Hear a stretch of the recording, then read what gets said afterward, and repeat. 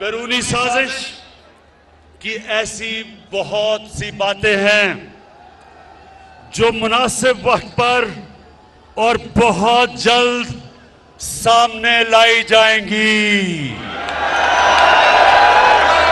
कि लंदन में बैठा हुआ किस किस से मिलता है, ये जो गोलमोल गोंगलू किस किस से मिलता है, और पाकिस्तान में बैठे हुए किरदार किसके कहने के ऊपर चल रहे हैं। हमारे पास जो सबूत है, हर चीज